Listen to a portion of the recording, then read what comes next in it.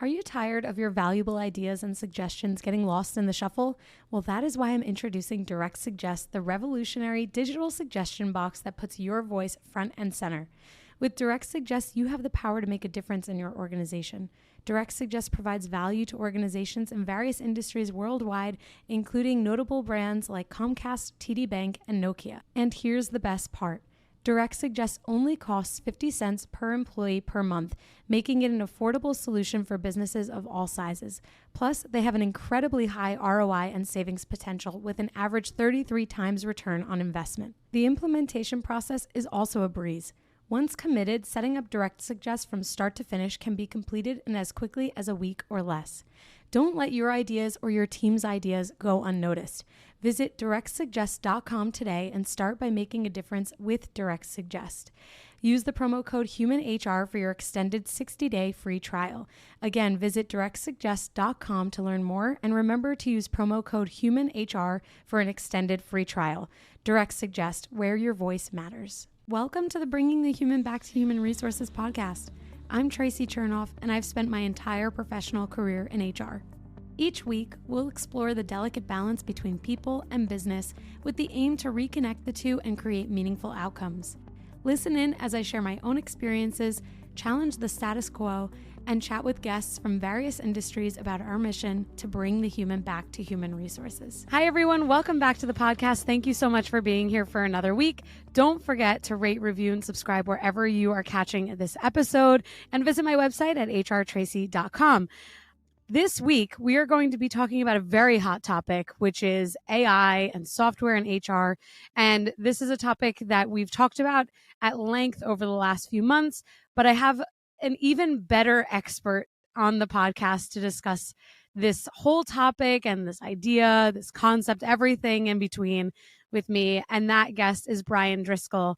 He's an experienced HR consultant and lawyer, and Bryan works with businesses of all sizes, guiding them through today's complex labor laws.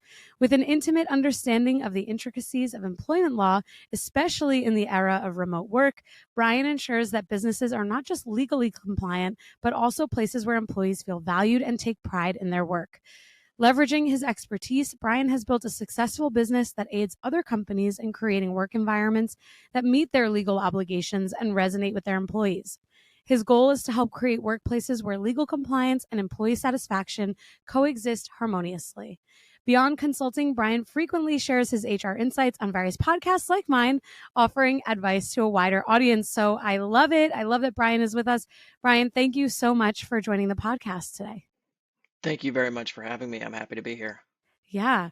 Well, you are going to be in the hot seat for the entire duration of the podcast because you have so much knowledge and so much expertise. I love any chance that we get to bring someone with a law background, especially, a practicing attorney onto the podcast because you just have a depth of knowledge that those of us who are not attorneys don't have. So let's start out with this concept of AI and software in HR.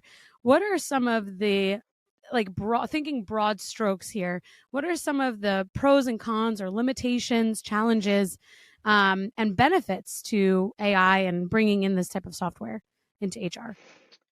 So much of AI in HR can be traced back to a lot of automation that we've seen over the last few years.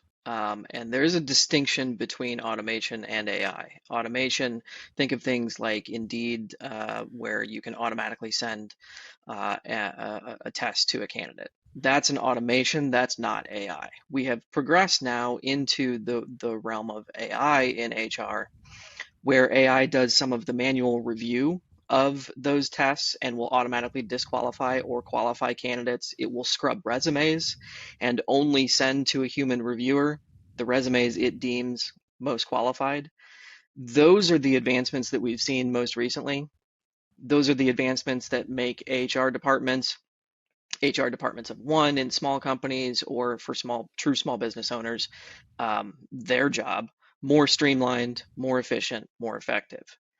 Those exact same things, though, those exact same advancements are the same things that get those companies into trouble. Because right at the top, I want to make sure that the audience knows that the EEOC has made very clear for several years now that when you use AI software in hiring, you are liable. You, the company, are liable. Even if the software is defective, the software has violated a candidate's rights, you, the company that is using the software, you are liable. And that is a big issue that a lot of small businesses specifically, but companies of any size, just don't understand. That they are on the hook for this, even when they're paying somebody else, another software developer or vendor, for this service that they think is compliant, but ends up discriminating against someone in the hiring process or even in the employment process.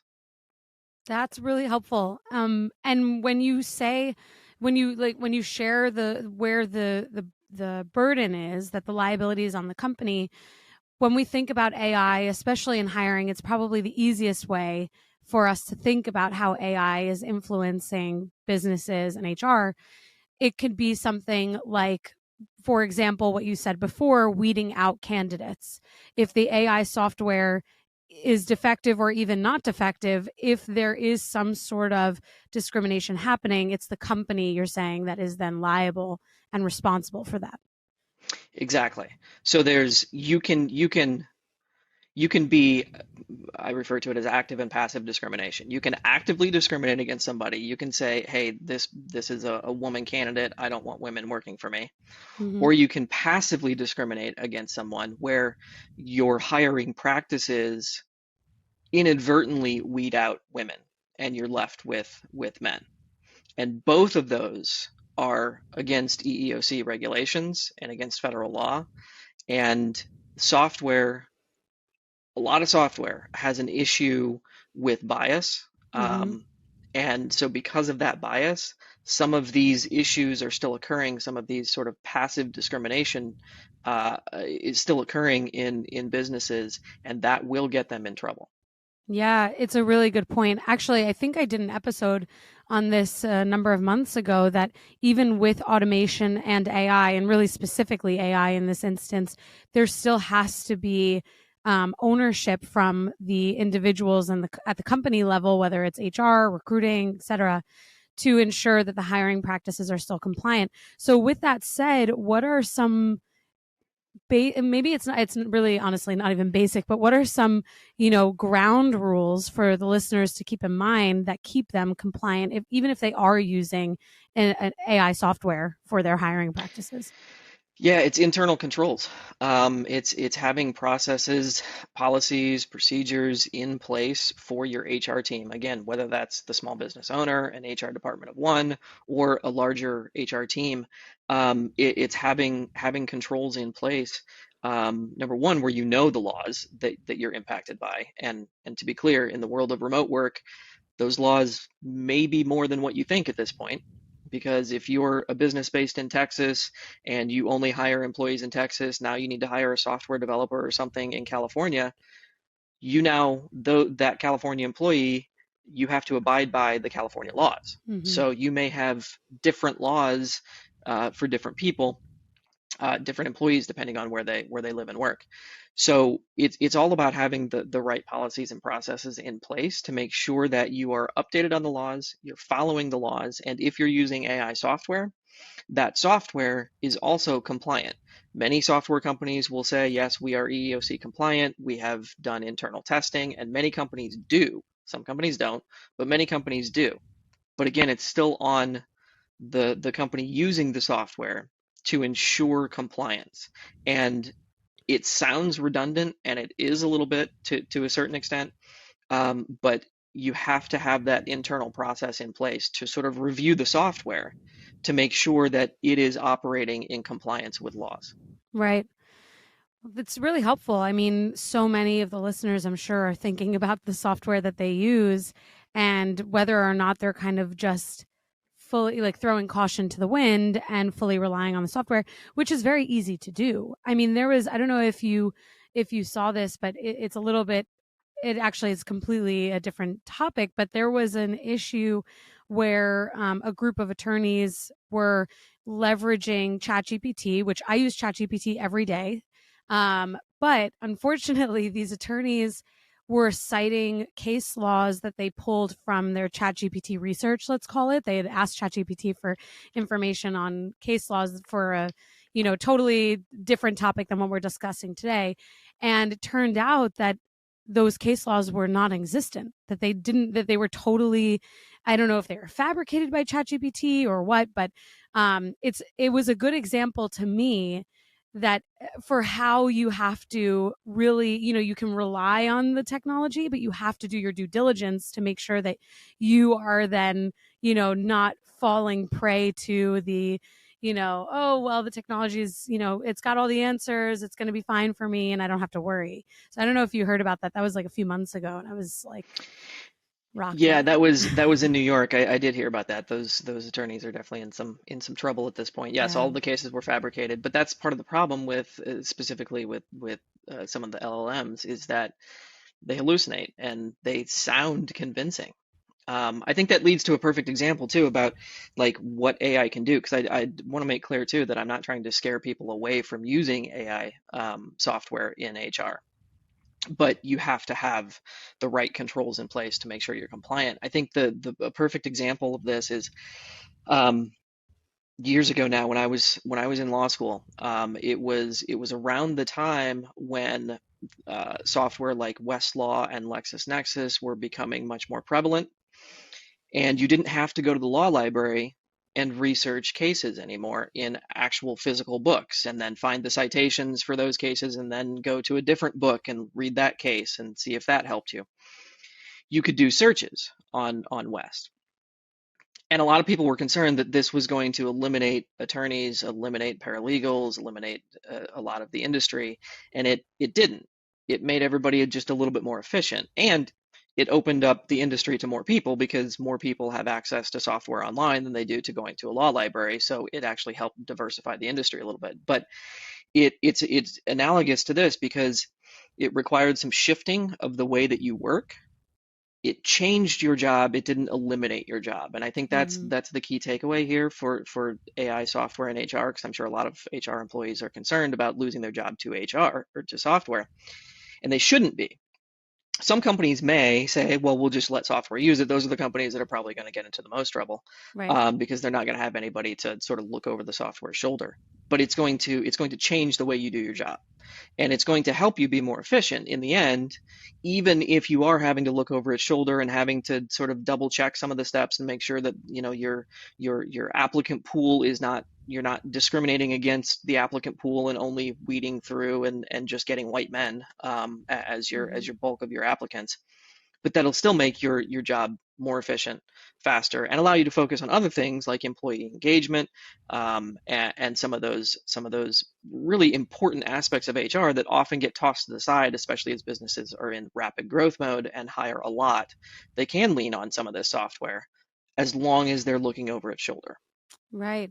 That's such a great example that it just changes the way that we work. It doesn't replace who is working. And, this is something not only that I read about constantly in newsletters and the news that people are terrified of automation replacing their jobs. There's a document, I guess it's a limited series. It's called on Netflix. It's called Working What We Do in a Day. I don't know if you've watched it yet. And have you? Have you I've watched seen it? a couple of the You've episodes. seen Yeah, it. yeah, yeah. My husband and I binge watched it. I was like, I'm obsessed. This is amazing. I'm going to do a podcast episode on it, actually. I don't know. By the time this comes out, either I've already done it or I'm doing it in the future. So we'll see how much of a time traveler I am. But, what's so interesting is that so the executive producers are former President Barack Obama and Michelle Obama.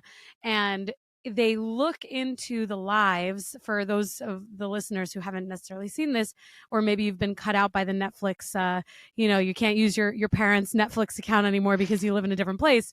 Not that that's me or anything.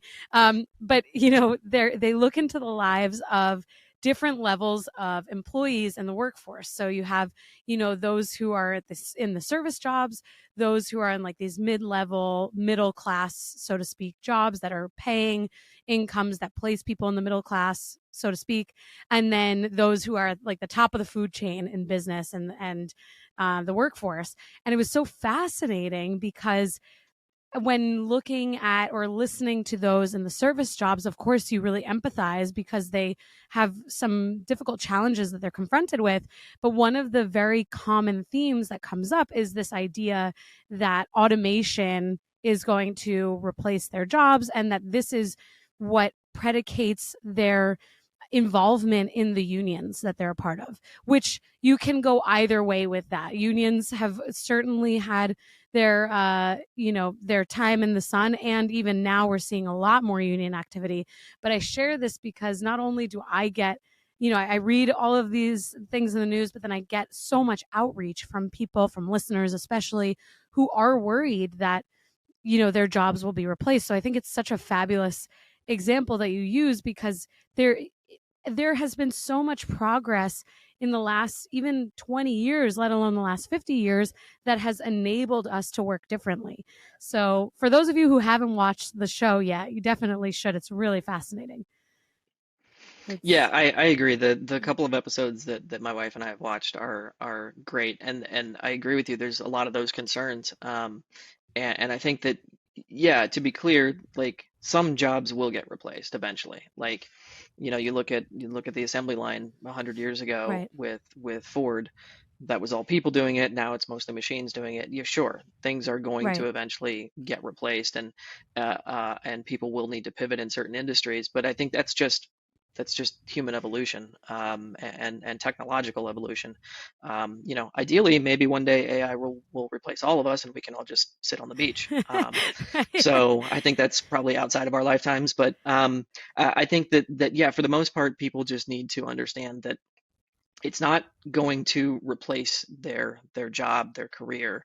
It's going to change how they do it, and I would look at it as a positive, because it's going to allow you to spend more time doing some of the things that you probably want to be doing but don't necessarily have the time for, because you're spending so much time on administrative stuff. And that's where the Hmm. the AI can really help, especially in HR, is some of the administration. Again, looking over its shoulder, but it can really help streamline and make people more efficient. Yeah, absolutely. It's a good distinction too. I wonder, I realize that this is not necessarily part of what we plan to discuss today, but I wonder if you have any thoughts on how union activity is influenced, if at all, by automation. Is there any connection between like the rise or the recent, I guess, discussion around union activity in, especially in some larger businesses, compared to this rise and like steadfast progression between AI and automation? If your company is remote or hybrid, then you know just how difficult it can be to grow your company's culture beyond a pre scheduled Zoom happy hour or occasional lunch and learn. Well, this week's sponsor is here to solve that. They're called CultureBot. CultureBot has devised what will likely become the gold standard for growing and blossoming a company culture inside of Slack. The app is like a sidekick for any HR or people professional, automating a lot of the mundane tasks you probably are forgetting to do on a daily basis. Things like birthday and work anniversary celebrations, team shoutouts and kudos, employee introductions, and remote games. It even has health and wellness tips and conversation starters. If that piques your interest, this will get you even more excited. Today, I'm able to share a special promotion for listeners of the podcast. You can get your first 6 months of CultureBot for 50% off. Plus, if your team is under 25 employees, CultureBot is free forever. So if you're looking for a way to create a culture of appreciation and drive increased engagement and togetherness across your team, I definitely recommend checking out CultureBot.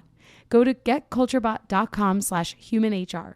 That's getculturebot.com/humanhr to get the offer. Plus, I've added the link in the show notes so you can just click right there. Now, let's get back to the podcast. I think union activity is generally a good thing. If there's one thing that I think we can all agree on in the U.S. With employment, it's that the U.S. is extremely business friendly and has very few protections for employees, and unions Mm-hmm. help sort of bridge that gap. So yeah, overall, I think it's a good thing. Um, I do think that historically unions have had a focus on job protection, and I would hope that they are evolving with the technology and realizing that let's not keep people on the assembly line, to continue that example, when we no long when we can have robots do it.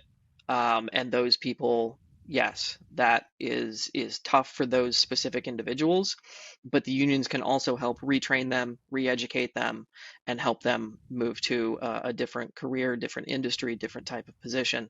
And I think that is where, again, unions can help kind of bridge that gap between the technological advancements and the job protection that unions are good for. Mm-hmm. I think that it's there's going to be a lot of trial and error. I think with all of this, it's a lot of trial and error. There's going to be some things that go well, some things that don't go well, some mistakes. And I think overall, it's good that we're moving in this direction. I think it's good that we are taking some of these technological advancement steps. I think that it's good for people in general. I hope that we can see some additional changes, maybe to the 40-50 hour work week, Mm-hmm. to some additional positive changes that can give people um, a more a better life, a more leisurely life, which was the ultimate goal for even people like Henry Ford.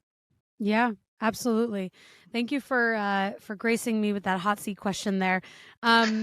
Shifting gears a little bit back to what we were initially talking about, something that struck me was your comment, and I agree with you around how some businesses might see automation as like a replacement theory that, okay, we'll automate, we're going to save all this money. And so people, we'll need like one employee, maybe. I'm obviously exaggerating here, but just painting a picture, and that those companies who do think that way will likely be the ones finding themselves in hot water and having to then do this whole backpedaling thing to hire people to manage the software. Um, what would you say as a kind of like a word to these companies that maybe are thinking about automation as a replacement theory? Like, what are some ways that even listeners can maybe who might be employed by folks who think this way, how can they do an even better job of explaining the needs from a compliance perspective for keeping employees at the forefront and the core of a business in order to ensure that there aren't compliance issues or to mitigate risk? I mean, to companies that are saying, we can replace our HR department with AI, I would say no, stop, don't do it, absolutely not. I to help persuade them, I would say you you need someone like me now to help you implement AI in your HR department, or you need someone like me after you've fired your HR department and now you have lawsuits against you because your AI software has discriminated against applicants and potentially against the people that you fired. You need me one way or the other, and the latter is going to cost a lot more. So that is where I think companies need to sort of do this cost benefit analysis and say, okay, if I'm a company who thinks I can get rid of my HR department and just use software, you can't, because you're not going to be able to oversee the software and make sure that it's acting in a compliant manner. And if you do, you'll be working 100, 120, 140, 160 hours a week and not sleeping. You have got to have people in place who can oversee the AI as it stands right now. And this is not to say that AI won't get to a point where it can be compliant and we can Mm, remove biases from it. I'm sure that can happen eventually, but right now it's not. And so looking at it in the near term, you have to have people on staff. And having those people on staff will also help with the morale of the entire company, because mhm. those people, then you can shift their focus from hiring and administrative maintenance, personnel file, all that stuff that HR has to do, but let's be honest, nobody really wants to do. It's not fun.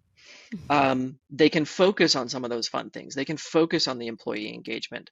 And I get questions sometimes about employee engagement, and business owners or people in department heads say, it doesn't matter if an employee is engaged. Are they doing their job? are we getting our value out of the pay that we're giving them? And that's great. That is accurate, but employee engagement equals a productive workforce. So if you don't care about your employees' happiness, if all you care about is your company's bottom line and your company's ability to make a profit, you should still care about employee happiness and employee engagement, because study after study after study shows that employee engagement equals productivity, which equals business profit. Hmm. And that's where these HR people, instead of kicking them to the curb, you can reinvest in your HR department to have them focus on the employee engagement, the employee happiness factor, which will show returns. Your ROI will be positive because you will see a higher level of productivity and efficiency throughout the entire team, not just your HR department. I couldn't have said it better myself. And it's so funny because I think about all of the discussion that's out there, whether from thought leaders or news anchors, whomever it might be, around why businesses are struggling to retain their teams and why businesses are struggling to turn bigger profits or profits in general. And it's so funny because you put it so perfectly, right? Like that's the message, everybody, that when your people are happy, your customers will be happy, and when your customers are happy, they spend more money. Like that's it. And it's just so funny because we hear this constant discussion around, well, how can we turn more profit, how can we retain our team? And the answer is really right there. It's the question of how do you keep your employees happy, and how do you make sure that they're engaged? And I think sometimes the answer is just an answer that a business doesn't want to hear.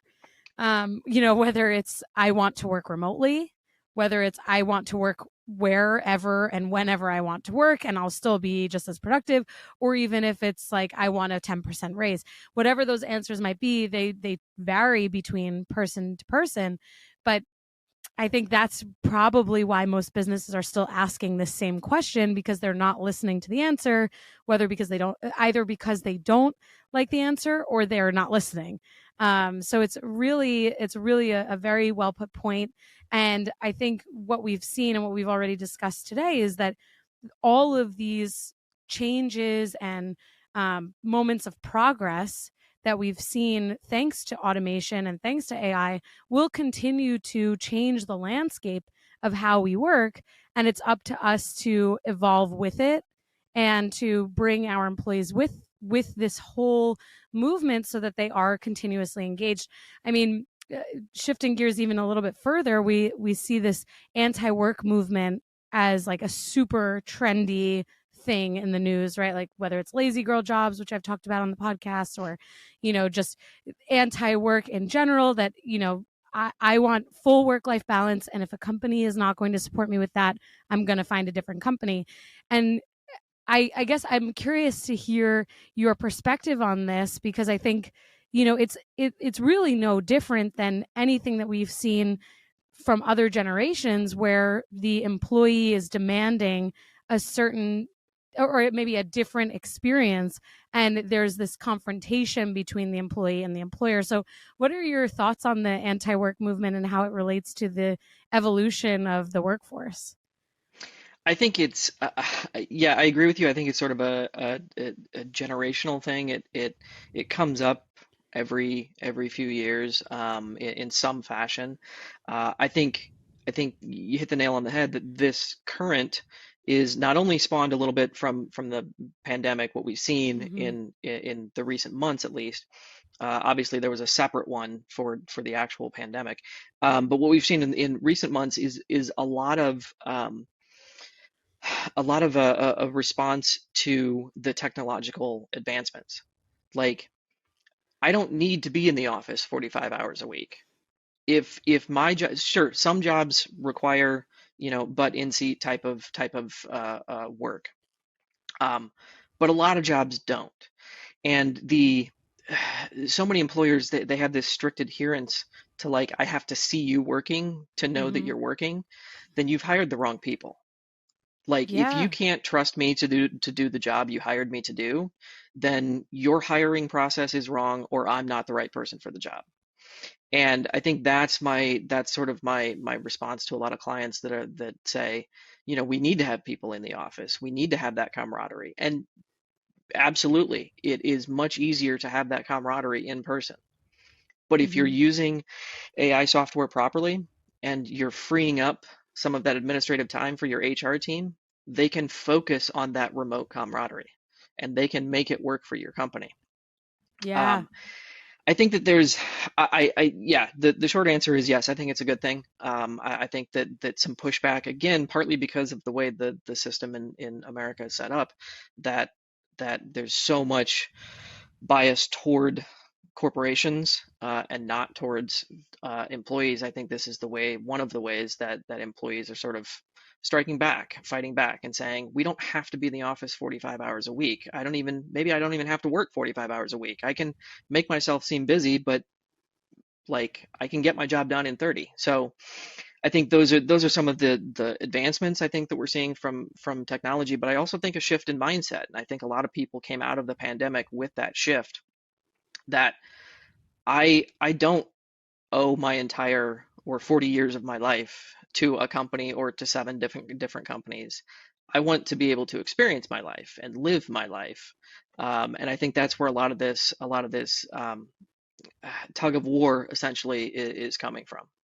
Yeah, what a great point. I really appreciate you sharing your perspective there because I think it will just continue to be an important discussion, and it's really true that we have had kind of this reckoning because of the pandemic, but then also there's just that generational discussion that comes up. Like even with my generation, I'm a millennial. I when I left college and joined the workforce, it was all about, okay, well, how do we climb the ladder as fast as possible? And you kind of it might be because of who our parents generation or what our parents generation you know proselytized for us, and that there's this idea of like, okay, I'm going to work really really really really really hard right now, and then maybe I'll have a fire number that's really low. Like that was the thing, like how can I retire as early as possible? And Gen Z has a bit of a different mindset, also potentially because of who their parents are. And it's like, well, I want to work. I want to have a good job. I want to get paid well, but I also don't want to miss out on life. And so it'll be really interesting to see how the future generations kind of take on this change in the workforce, and especially with the advent of technology and where technology is today. So I really, again, appreciate you taking our initial discussion around AI and software and HR and bringing us into this fold that's like super, super, super big and much bigger than just the software in HR. So thank you for that. And, I would be remiss not to ask this question because I get questions from the audience all the time on education that helps them in their HR careers. And you are in a unique position where you are an attorney and you have been in HR roles. You're an HR consultant. What is your perspective on having obtained a JD and having had that level of education and being able to relate it to HR? Do you recommend it? Do you think it's necessary for everyone? What are your thoughts? So is it necessary? No. Does it put you on top of the resume pile? Yes. And so that's sort of the short version there for listeners as to whether they go down the law school path. It definitely, I mean, I kind of fell into HR. It I didn't go to law school intending to get into HR. Like I said, I kind of fell into it, but I love it, and I'm glad that I did fall into it. It has been extremely helpful having that legal background to be able to help clients navigate some of the compliance, especially the last few years with Mm-hmm. uh, different pandemic mandates in different states, but also continuing on remote work and how you deal with having different employees in different states, some extremely red, some extremely blue, and the blue ones obviously have a little more employment protection for the Mm-hmm. workers. So, how do you manage that? How do you balance that? especially on real small businesses, those with like 20, 50 employees. How do you manage that from a real small perspective when usually it's just an HR department of one, or somebody who's hired for something else and said, here, also do HR. Yeah, that's kind of, I mean, it definitely helps, but it's not necessary. It's a nice to have. I Mhm. think that's the way I'd put it. Amazing.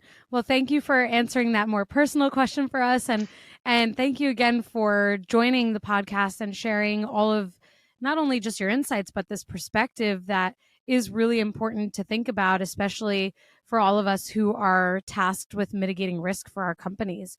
That said, where can the listeners connect with you and learn more about not only what you do, but maybe potentially connect to learn more about their own interests, and hear more about what you do? Sure. So I'm not a big social media person. I do have LinkedIn. I don't do much on there, but you can certainly find me on LinkedIn. My name there is Bryan, Bryan. My middle name, John, John, last name Driscoll, Driscoll.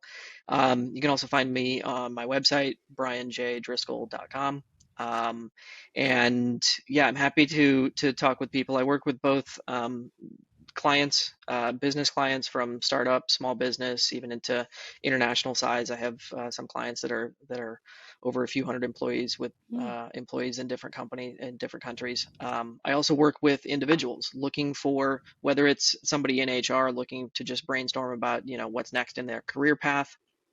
Um, Also helping individuals find new positions, find something that helps them with striking that work-life balance that they want, because everybody's definition is a little bit different. Hmm. And I think that working with people as an individual not only helps me understand what other people want, but it also helps them sort of find what's next for them and what's available and how they can transition into their next job, next career, whatever it is that they're looking for.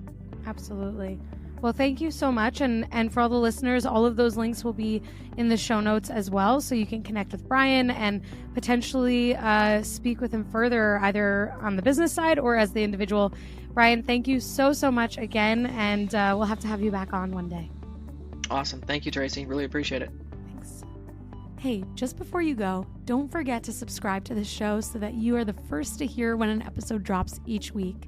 And maybe leave a 5-star review and a comment about how much you loved this episode. Plus, if you have someone in mind who would really enjoy this episode, make sure you share it with them. Thank you so much for tuning in, and I will see you next week.